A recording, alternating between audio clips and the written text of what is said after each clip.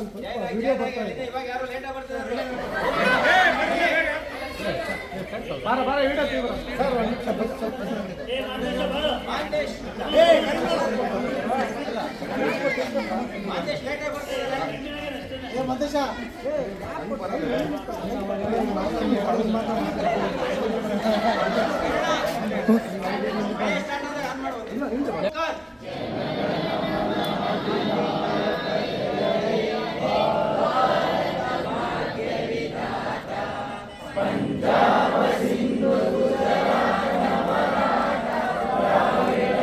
बोलो भारत माता की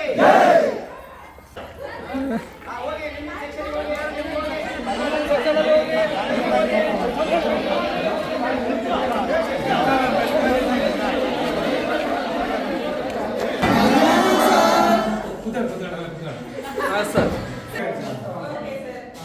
ಬೇಸಿಕ್ ನಾನು ಫಸ್ಟ್ ಬಂದಾಗ ನಾನು 10ನೇ ಕ್ಲಾಸಿಗೆ ಬಂದಿದ್ದು. ನಾನು ಬೇಸಿಕ್ ಫಸ್ಟ್ ಏನಂದ್ರೆ ನಾನು ತಗೊಳ್ತು ಜೀವಶಾಸ್ತ್ರ ತಗೊಳ್ತಿದ್ದೆ, ಕೆಮಿಸ್ಟ್ರಿನೂ ಮಾಡ್ದಂಗಿದ್ದೆ. ನಾನು ಫಸ್ಟ್ ಬಂದಾಗ ಜೀವಶಾಸ್ತ್ರ ಅಂದ್ರೆ ಏನಂತ ಕೇಳ್ತೀನಿ ನಾನು.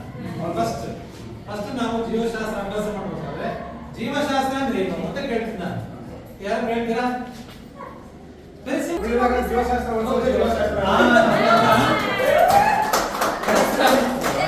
ಈಗ ಅದನ್ನ ಜನ ನೆನ್ಪಿಟ್ಕೊಂಡಿದ್ದಾರೆ. ನಾನೇನ್ ಹೇಳ್ತಿದ್ದೆ, ಫಸ್ಟ್ ಟಿವಿಗಳ ಬಗ್ಗೆ ಕ್ರಮಬದ್ಧವಾದ ಅಧ್ಯಯನ ಮಾಡತಕ್ಕಂಥ ವಿಜ್ಞಾನದ ಶಾಖೆ, ಒಂದು ಬ್ರಾಂಚ್ ವಿಜ್ಞಾನದ ಶಾಖೆ ಜೀವಶಾಸ್ತ್ರ ಅಂತ ಹೇಳುತ್ತೆ.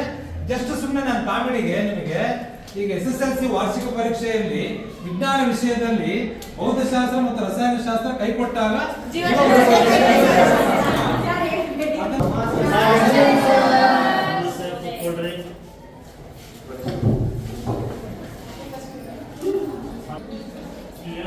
ಕನ್ನಡದಲ್ಲಿ ವ್ಯಾಕರಣ ಬಹಳ ಕಷ್ಟ ಆಗುತ್ತೆ. ಗ್ರಾಮರ್ ವ್ಯಾಕರಣ ಗೊತ್ತಾಗಲಿಕ್ಕೆ ಗ್ರಾಮರ್ ಬಹಳ ಗೊತ್ತಾಗುತ್ತೆ, ಬಹಳ ಕಷ್ಟ. ಅಲ್ಲಿ ಇಂದಿನ ಒಂದು ತರಗತಿಯಲ್ಲಿ ನಿಮ್ಗೆ ಯಾವ ರೀತಿ ವ್ಯಾಕರಣ ಅಂಶಗಳನ್ನು ಏನು ಮಾಡ್ತಾರೆ ಪ್ರಶ್ನೆ ಮಾಡಿರ್ತಾರೆ.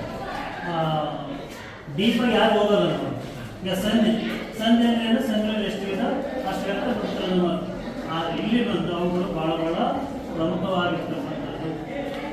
ನಿಮ್ಮ ವಿಷಯ ಮುಂದೆ ಯಾವುದೇ ಪರೀಕ್ಷೆಯಲ್ಲಿ ನೀವು ಪಾರ್ಟಿಸಿಪೇಟ್ ಮಾಡ್ತಕ್ಕಂಥ ಸಂದರ್ಭದಲ್ಲಿ ಸಂಧಿಗಳು ಬಹಳ ಪ್ರಮುಖವಾದ ಪಾತ್ರ ವಹಿಸ್ತಾ ಹೋಗ್ತವೆ. ಈ ಸಂಧಿ ಅಂದರೆ ನೆಕ್ಸ್ಟ್ ಗೊತ್ತಾ? ಸಂಧಿ ಅಂದರೆ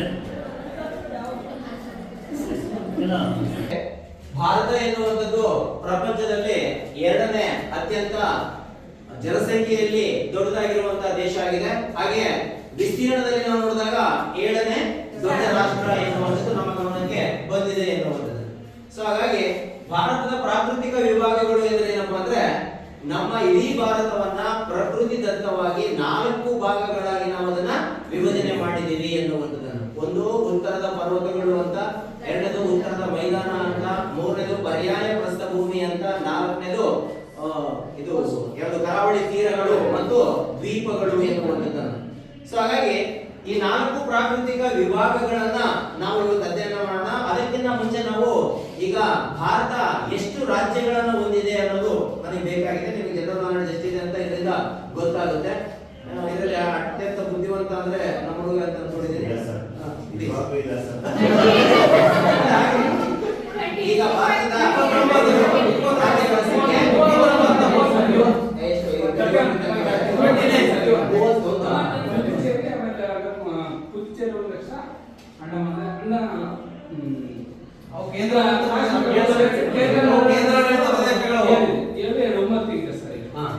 ಮತ್ತೆ ಹಾಗಾದ್ರೆ ಇವು ರಾಜ್ಯಗಳು ಎಷ್ಟಾಗಬೇಕು? 29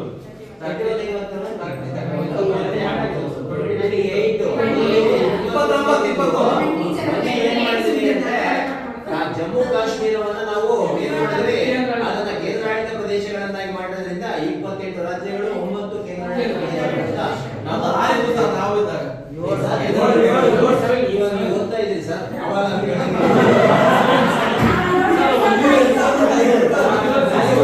ಅಲ್ಲಿ ನಮ್ಮ ಭಾರತದ ನೆರೆ ರಾಷ್ಟ್ರಗಳ ಬಗ್ಗೆ ಒಂದು ನಾನು ಮ್ಯಾಪ್ ಅನ್ನ ಹಾಕಿ ನಿಮಗೆ ತೋರಿಸ್ತೀನಿ. ಈಗ ಸದ್ಯಕ್ಕೆ ಇಲ್ಲಿ ನಮ್ಮ ಆಯ್ತು. ಸೊ ಈಗ ನಾವು 7 ರಾಷ್ಟ್ರಗಳನ್ನ ನಾವು ನೋಡ್ತೀವಲ್ಲ, ಅದರಲ್ಲಿ ಯಾವ ದಿಕ್ಕಿಗೆ ಯಾವ ಇದಾವೆ ಅಂತ ನಾವು ನೋಡೋದಾದ್ರೆ, ವಾಯು ಮೊದಲನೇದಾಗಿ ನಿಮ್ಗೆ ದಿಕ್ಕು ಬರಬೇಕು. ಯಾವ ದಿಕ್ಕಿಗೆ ಯಾವ ಅಲ್ಲ ಶ್ರೀಲಂಕಾ ನಮ್ಮ ನೆರೆಯ ರಾಷ್ಟ್ರಗಳಲ್ಲ, ಯಾಕಂದ್ರೆ ನಮ್ಮ ಪಾರ್ಟಿಗೆ ಅದು ಜಾಯಿನ್ ಆಗಿಲ್ಲ ಎನ್ನುವಂತ ಉದ್ದೇಶದಿಂದ ಅದರೊಳ ಈಗ ನಾವು ಭಾರತಕ್ಕೆ ಒಂದು ರೀತಿಯಲ್ಲಿ ತಿಲಕ ಅಂತ ನಾವು ಭಾವಿಸಿ ಅದನ್ನ ಬಿಡಿಸೋದನ್ನ ನಾವು ಕಂಟಿನ್ಯೂ ಮಾಡ್ತಾ ಇದ್ದೀವಿ. ಆಮೇಲೆ ಈಗ ನಾನು ಏನ್ ಹೇಳಿದೆ ಅಂದ್ರೆ ಮೊದಲು ದಿಕ್ಕುಗಳಿದೆ. ಸದ್ಯಕ್ಕೆ ನೋಡೋಣ ನಿಮಗೆ ಎಷ್ಟು ಮಟ್ಟಿಗೆ ದಿಕ್ಕು ನೆನಪಿದೆಯಾ ಅನ್ನೋದನ್ನ ನಾವು ನೋಡೋಣ. ನಾನು ಮುಖ್ಯ ದಿಕ್ಕುಗಳು 4 ಅಂತ ನೋಡ್ತೀವಿ. ಆ 4ರಲ್ಲಿ ಯಾರಾದ್ರೂ ಒಬ್ರು ಯಾವ ಕಡೆಗೆ ಯಾವ ಯಾವ ದಿಕ್ಕು ಬರ್ತದೆ ಅಂತ ಅವ್ರಿಗೆ ಕೈ ಕರ್ನಾಟಕ ಸೌತ್ ಸರ್, ಕರ್ನಾಟಕ ಕೇರಳ ಅಲ್ಲ ಪೂರ್ವ ಪಶ್ಚಿಮ ಉತ್ತರ ದಕ್ಷಿಣ.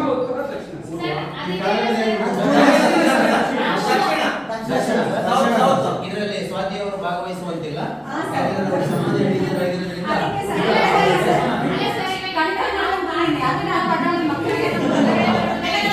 ಅಲ್ಲ ಅದು ಏನನ್ನೇ ಆಗಿರ್ಲಿ, ಬಟ್ ನೇರವಾಗಿ ಬಂದಾಗ ನಮಗೆ ಪೂರ್ವ ಪಶ್ಚಿಮ ಉತ್ತರ ದಕ್ಷಿಣ. ಈಗ ದಕ್ಷಿಣ ಇಲ್ಲ ಆದ್ಮೇಲೆ ಇಲ್ಲಿ ಉತ್ತರ ಆಗಿಲ್ಲ.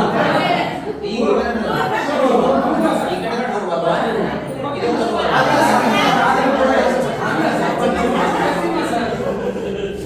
ಇಲ್ಲಿ ನಮ್ಮ ಮಕ್ಕಳಿಗೆ ನಾನು ಹೇಳ್ಕೊಟ್ರೆ ಒಂದು ವಿಚಾರ ಏನಪ್ಪಾ ಅಂದ್ರೆ ಒಂದು ಪದ ಕಲಿಬೇಕು ಅಂತ, ದಪ ಉಪ್ಪು ಅಂತ. ಆ ದಪ ಉಪ್ಪು ಕಲಿತ್ರೆ ನಮಗೆ ಯಾರು ಏನೇ ಕನ್ಫ್ಯೂಷನ್ ಮಾಡಿದ್ರು ಕೂಡ ನಮಗೆ ಈಸಿ ಆಗಿದೆ. ಹಾಗಾದ್ರೆ ಅದರಲ್ಲೂ ಕೂಡ ಒಂದು ಟ್ವಿಸ್ಟ್ ಇದೆ. ಏನಪ್ಪಾ ಅಂದ್ರೆ ಹಾಗಾದ್ರೆ ಸರ್ ದಾ ಎಲ್ಲಿಂದ ಬರೀಬೇಕು, ನಾವು ಎಲ್ಲಿಂದ ಶುರು ಮಾಡ್ಬೇಕಂದ್ರೆ ನಮ್ಮ ಜೀವನ ಆರಂಭ ಆಗೋದು ಕೆಳಗಿಂದ ಮೇಲಿಂದ. ಸೊ ಹಾಗಾಗಿ ನಾವು ದಾನ ಕೆಳಗೆ ಬಂದು ಆಮೇಲೆ ಹಿಂಗ್ ಬಂದು ತಪ್ಪಾಗುತ್ತವ. ಅದಕ್ಕೆ ಇನ್ನೊಂದು ಏನಪ್ಪಾ ಅಂದ್ರೆ ವಾಲ್ ಕ್ಲಾಕ್, ಗಡಿಯಾರ ಯಾವಾಗಲೂ ನಮ್ಮನ್ನ ಯಾವ ರೀತಿ ಸುತ್ತುತ್ತೋ ಅದೇ ರೀತಿಯಲ್ಲಿ ನಾವು ದಪ ಉಪ್ಪು ಬರೆದ್ಬಿಟ್ರೆ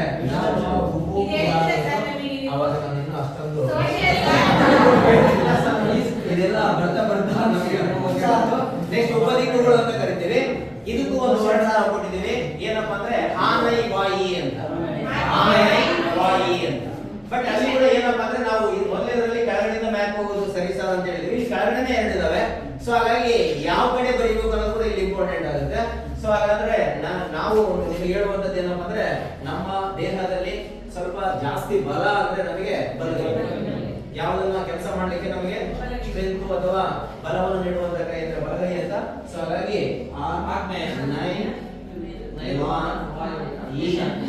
ಇದನ್ನ ಬರೆದ್ಬಿಟ್ರೆ ಈ ಎರಡು ಪದಗಳು ನಮ್ಮ ಜೊತೆ ಇದ್ರಿಗಿನ ನಮ್ಮನ್ನ ದಿಕ್ಕುಗಳಲ್ಲಿ ಯಾರು ಕೂಡ ಯಾವನಾಸ್ಲಿಕ್ಕೆ ಚಾನ್ಸ್ ಇಲ್ಲ ಎನ್ನುವಂಥದ್ದು. ಸೊ ಹಾಗಾಗಿ ಫಸ್ಟ್ ನಾವು ಅದನ್ನ ಕಲಿಬೇಕು. ಈಗ ಅದನ್ನ ಇಲ್ಲಿ ಅಡಾಪ್ಟ್ ಮಾಡ್ಕೊಳ್ಳೋಣ. ಇಲ್ಲಿ ವಾಯುವ್ಯಕ್ಕೆ ಅಂದ್ರೆ ಕೆಳಭಾಗದಲ್ಲಿ ನಮಗೆ ಸಮುದ್ರ ತೀರಗಳಿರುವುದರಿಂದ ಯಾವುದೇ ರೀತಿಯಾಗಿರುವಂತಹ ದೇಶಗಳು ಅಂಟಿಕೊಂಡಿಲ್ಲ. ಸೊ ಹಾಗಾಗಿ ನಾವು ನೇರವಾಗಿ ವಾಯುವ್ಯ ದಿಕ್ಕಿಗೆ ಬರೋಣ.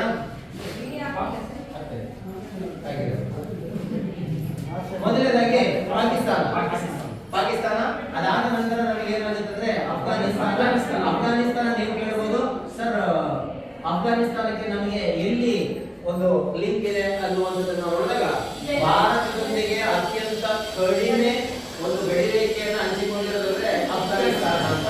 ಕೇವಲ 80 ಕಿಲೋಮೀಟರ್ ಮಾತ್ರ ಅದರೊಂದಿಗೆ ನಮ್ಮ ಗಡಿಯನ್ನ ಹಂಚಿಕೊಂಡಿದ್ದೀವಿ ಅಂತ. ಸೊ ಹಾಗೆ ವಾಯುವ್ಯ ದಿಕ್ಕಿಗೆ 2, ಒಂದು ಪಾಕಿಸ್ತಾನ, 2 ಅಫ್ಘಾನಿಸ್ತಾನ. ಉಳಿದಂತೆ ನಾವು ಉತ್ತರಕ್ಕೆ 3 ರಾಷ್ಟ್ರಗಳನ್ನು ನೋಡ್ತೀವಿ. ಅವುಗಳಲ್ಲಿ ಚೀನಾ ಒಂದಿದೆ ದೊಡ್ಡದಾಗಿರುವಂತದ್ದು, ಆಮೇಲೆ ನೇಪಾಳ ಇದೆ, ಆಮೇಲೆ ಇಲ್ಲಿ ಚಿಕ್ಕದಾಗಿ ಬಾಂಗ್ಲಾದೇಶ, ಭೂತಾನ್ ಮೇಲ್ಗಡೆಗೆ ಇರುವಂತವು ಭೂತಾನ್, ಚೀನಾ, ಆಮೇಲೆ ನೇಪಾಳ, ಭೂತಾನ್ ಎನ್ನುವಂಥದ್ದು ಎಲ್ಲಿ ಉತ್ತರಕ್ಕೆ ಇರುವಂತದ್ದು. ಹಾಗೆ ಪೂರ್ವಕ್ಕೆ ನಾವು ನೋಡಿದಾಗ 2 ರಾಷ್ಟ್ರಗಳನ್ನು ನೋಡ್ತೀವಿ. ಒಂದು ಬಾಂಗ್ಲಾ, ಮತ್ತೊಂದು ಮಯನ್ಮಾರ್ ಎನ್ನುವಂತ ಒಂದು 2 ರಾಷ್ಟ್ರಗಳನ್ನ ನಾವು ನೋಡ್ತೀವಿ. ಅರಬ್ಬಿ ಸಮುದ್ರದಲ್ಲಿ ಅಲ್ಪ ಇದಾವೆ, ಬಂಗಾಳ ಕೊಲ್ಲಿಯಲ್ಲಿ ಬಹಳ ಇದಾವೆ ಅಂತ ಕೂಡ ನಾವು ನೋಡ್ಬೋದು. ಸೊ ಮುಂದಿನ ಒಂದು ತರಗತಿಯನ್ನ ನಾಳೆ ದಿವಸ ಮಾಡೋಣ ಅಂತ ಭಾವಿಸ್ತೇನೆ. ಇವತ್ತಿನ ಪಾಠ ನಿಮಗೆ ಅರ್ಥ ಆಯ್ತು ಅಂತ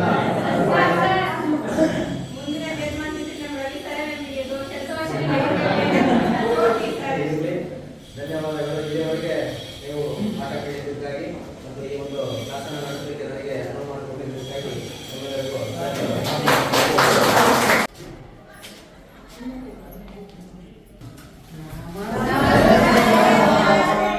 ಕುತ್ಕೊಳ್ರಿ. ಫಸ್ಟ್ ಏನ್ ಮಾಡ್ತಿದ್ದ ನೀವೇನು ಅಬ್ಸರ್ವ್ ಮಾಡಿ ಓಕೆ, ಆಮೇಲೆ ಬೋರ್ಡ್ ಅಂತ ವಿಷಯ ಹಾ ಎಸ್